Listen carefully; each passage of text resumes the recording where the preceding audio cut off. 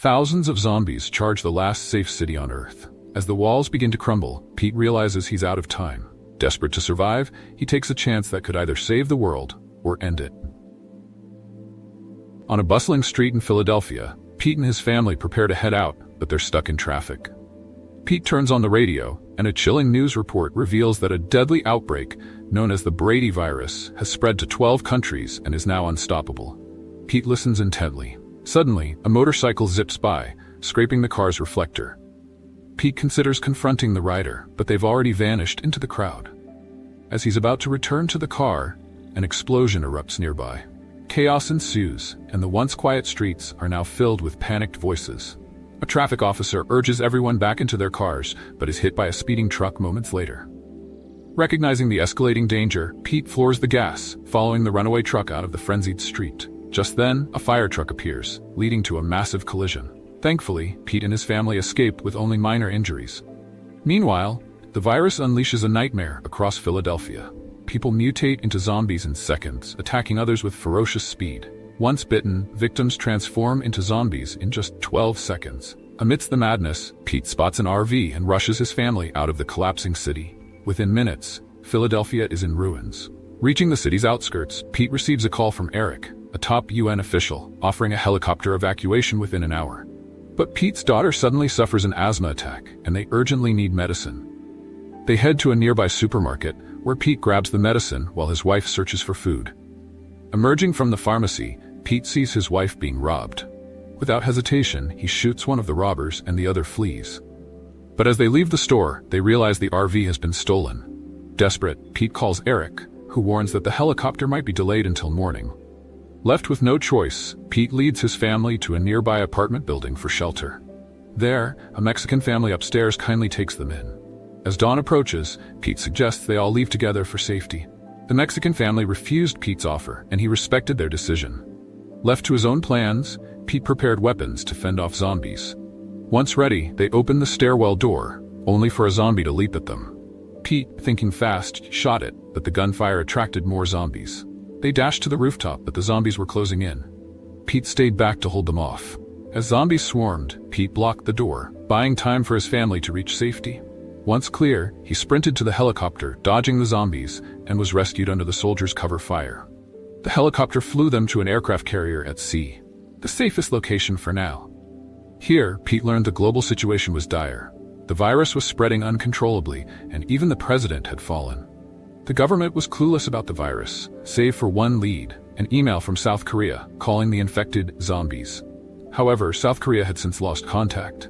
The Supreme Commander asked Pete to accompany a doctor to investigate the virus's origin, hoping they could develop a serum.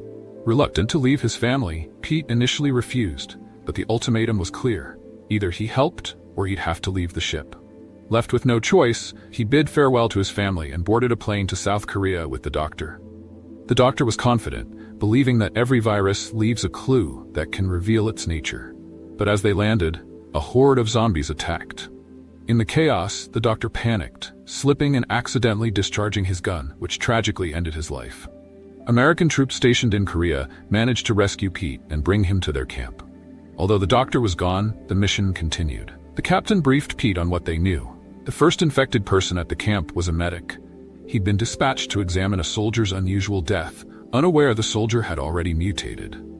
The medic was bitten, returned to camp, and spread the infection. The soldiers had fought off and burned the infected, barely managing to contain the outbreak. However, the key question remained: how did that soldier become infected in the first place? The captain had no answers either. Just as Pete prepared to return home empty-handed, a detained CIA officer mentioned something crucial. Israel had completely sealed itself off before the virus outbreak. He suggested Pete find a man named Tom in the Israeli capital for answers. Determined, Pete prepared to head to Jerusalem. Before taking off, they had to refuel the plane, so Pete and his team quietly rode bikes to reduce noise. Midway, however, Pete's cell phone rang, awakening nearby zombies. Resident soldiers opened fire to cover them while the captain handled refueling. Pete and his team managed to board the plane, but all the resident troops were lost in the battle. After an overnight flight, they arrived safely in Jerusalem. Pete instructed the pilot to wait for him until nightfall and ventured into the fortified city. Inside, he noticed that Israel was not only walled off, but also welcoming refugees from other countries.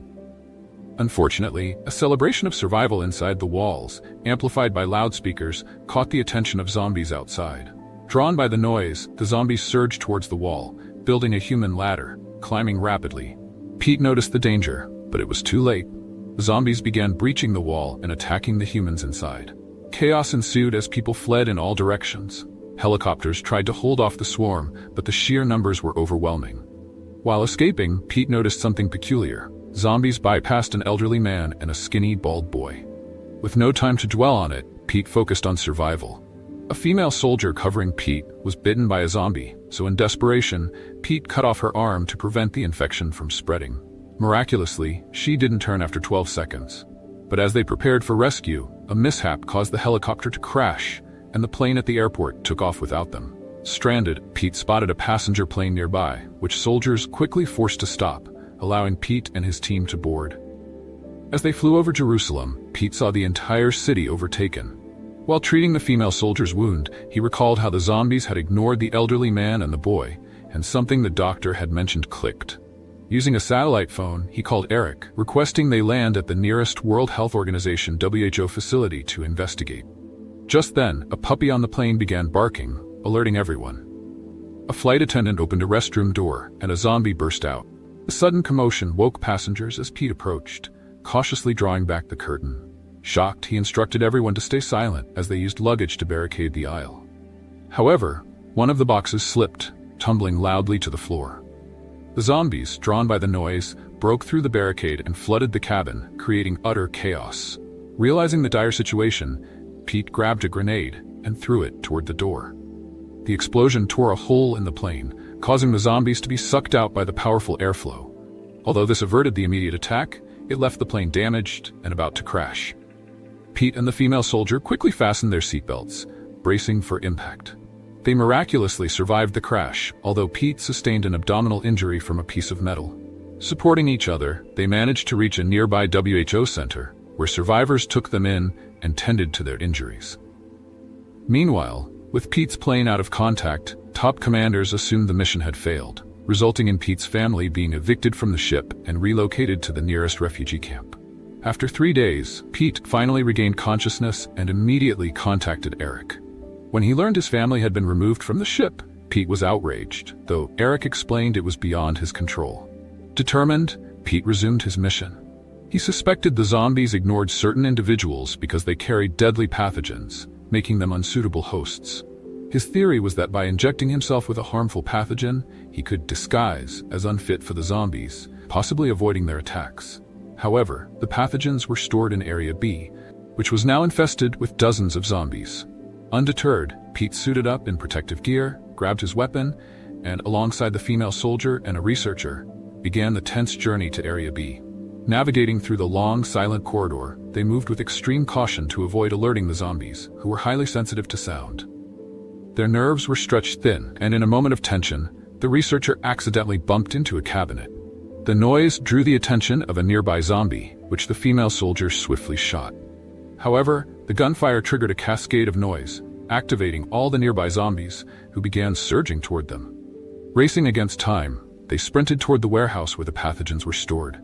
Determined to save humanity, Pete took a huge risk to lead the walkers away, giving the female soldier and the researcher a chance to retrieve the pathogen. The female soldier and the researcher found themselves nearly at the warehouse, only to be cut off by a swarm of zombies, forcing them to retreat and abandon the mission. Now, Pete was on his own. Taking advantage of the walkers being distracted, he made it to the pathogen storage room unharmed. But, without any communication from his team, he was left guessing which pathogen could work as a camouflage.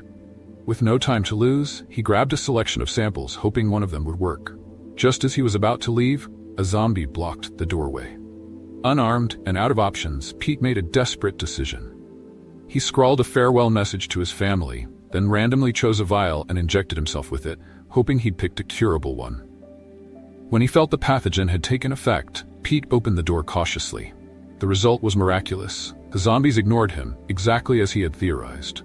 Relieved and emboldened, he grabbed a can of Coke, drank it, and boldly made noise to attract the zombies, clearing a path for the others in the hallway.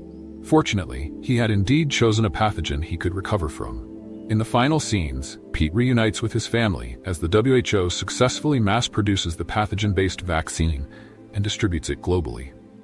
Though humanity has found a way to survive, the origin of the virus remains a mystery, leaving the battle far from over. Thanks for watching.